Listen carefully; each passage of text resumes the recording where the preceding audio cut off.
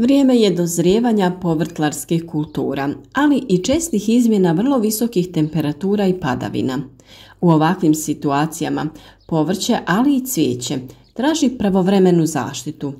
U vrijeme plodonošenja svakako bi trebalo izbjegavati primjenu hemijskih sredstava, pa za zaštitu biljaka možemo koristiti mlijeko.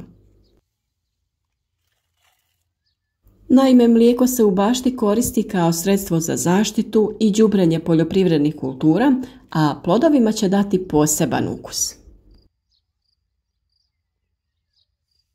Hranjive materije u mlijeku su savršeno izbalansirane i omogućuju biljkama optimalan rast i poboljšavaju imunitet. Mlijeko sadrži kalij, kalcij, sumpor, fosfor, magnezij, bakar, mangan, željezo i druge elemente.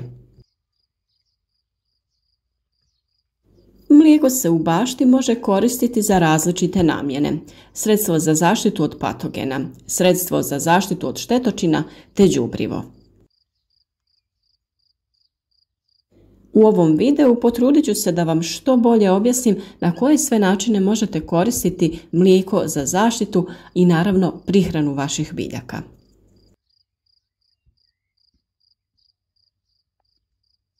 Kao đubrivo za biljke u vašem vrtu, mlijeko je idealna prihrana, a i kao pokretač raznih procesa u zemlji. Naime, iako mi to ne vidimo, u zemlji se događaju razni procesi. Kreću se hranjiva i biljka ih nekad ne uspijeva kvalitetno usvojiti. Mlijeko ne samo da za biljku sadrži prijeko potrebne nutrijente, nego i potpomaže proces usvajanja ostalog hranjiva koje je prisutno u tlu.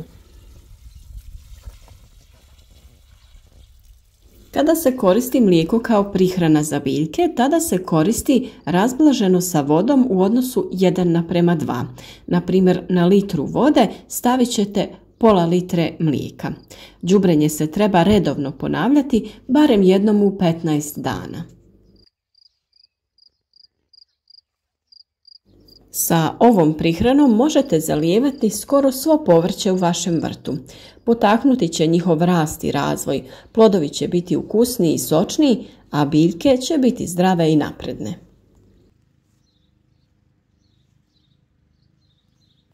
Pripremljenu prihranu možete koristiti oko vaših biljaka, ali tlo prije zalijevanja ovim hranjivom treba biti samo malo vlažno kako bi se ova otopina što bolje rasporedila u zemlji. Za svaku biljku potrošite barem oko 250 do 500 ml otopine. Mi najčešće sa otopinom od mlijeka zalijevamo krastavce, paradajz, paprike, tikvice, a na ostalom povrću ga češće primjenjujemo folijarno, to jest preko lista. Prilikom folijarnog tretiranja biljaka na površini se stvara tanki film koji štiti biljke od prodiranja patogena. Preventivnim tretiranjem mlijeko štiti biljke od gljivica i virusa.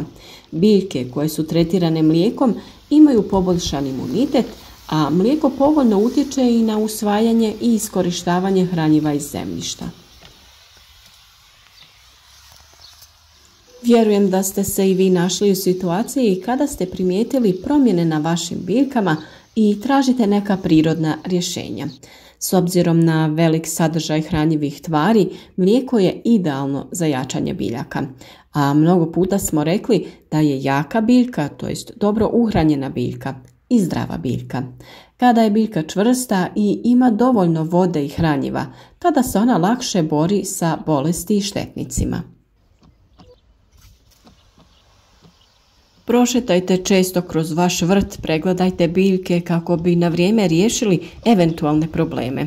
A inače se ovi preparati trebaju koristiti preventivno. A kada već primijetite neke promjene na biljkama, tada te tretmane treba češće ponavljati.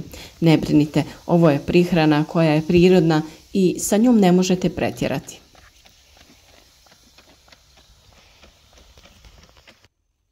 A A kada se radi o pripremi samog ovog pripravka, najbolje je upotrebljavati sirovo mlijeko koje nije podvrgnuto nikakvoj termičkoj obradi. Tokom termičke obrade gube se mnogi vitamini i ostali hranjivi sastojci. Ukoliko vam nije dostupno pravo domaće mlijeko, tada u trgovini možete potražiti zamjenu, ali kupite svježe mlijeko, a nikako trajno. Kada se radi o prihrani zalijevanjem, rekli smo da je omjer mlijeka i vode 1:2. A kada je u pitanju folijarna prihrana i zaštita od bolesti i insekata, omjer je 1:10. 1 litra mlijeka na 10 litara vode. Jednostavno to dobro izmiješate i koristite preko lista, to jest pošpricate vaše biljke ravnomjerno. Mlijeko je jako dobro kao zaštitno sredstvo od mnogih štetnika, jer mliječni šećer, laktozu ne mogu da svare svi insekti. A ukoliko sami pripremate kompost za biljke, možete u to dodati mlijeko. To je izuzetno dobro jer obogaćuje kompost hranjivim materijama, poboljšava mikrobiološke aktivnosti i štiti kompost od mnogih štetočina. Zbog sadržaja kalija, mlijeko je odlično u zaštiti povrća u vrijeme plodonošenja, posebno za ishranu paradajza.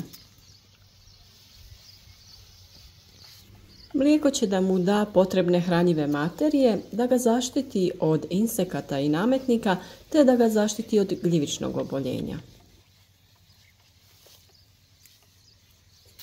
Ovo sredstvo možete da koristite tokom cijelog perioda uzgoja, da zaštitite biljke od štetočina i oboljenja, a da pritom se ne brinete da ćete u plodove unijeti neke štetne tvari. Sredina ljeta je period kada se ostvaruju optimalni uslovi za razvoj gljivičnih oboljenja na povrtnim kulturama. Temperature su visoke i nakon kiše nastaju uslovi za zarazu biljke fitoftorom, te dolazi do pojave plemenjače. Ovo oboljenje može u potpunosti uništiti usjev paradajza i krompira.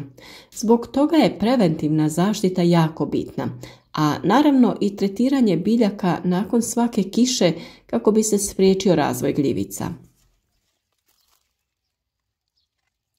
Ono o čemu smo često govorili i spominjali kao idealnu zaštitu za naše biljke, a da je prirodno, to je soda bikarbona i u ovoj kombinaciji sa mlijekom može da se koristi. Pripravak vode i mlijeka je isti, znači 1 litra mlijeka i 10 litara vode. Na to se doda 1 velika kašika sode bikarbone. Koristi se preventivno za tretiranje povrća kako bi se spriječila pojava plamenjače i pepelnice. Sa ovim sredstvom preventivno možete tretirati krompir zbog plemenjače. Ovaj pripravak od mlijeka zaštitit će nadzemnu masu krompira od pojave ove bolesti, ali i spriječit će pojavu krompirove zlatice, jer krompirova zlatica i njene larve ne mogu da provare mlijeko. Svi znamo da korištenje istog alata na oboljelim i zdravim biljkama može uzrokovati prenošenje bolesti na druge biljke. Ako se ruke i alat tokom rada u povrtnjaku operu rastvorom mlijeka i vode u odnosu 1:1, to će umanjiti pojavu oboljenja. Rastvor vode i mlijeka 1:10 uz dodatak sode možete da koristite i u vašem cvjetnjaku. Redovno možete da tretirate vaše ruže kako bi spriječili pojavu nametnika. A prihrana u omjeru 1:2, kao što smo pripremili za naše biljke u vrtu, može da se koristi i na biljkama u našem cvjetnjaku.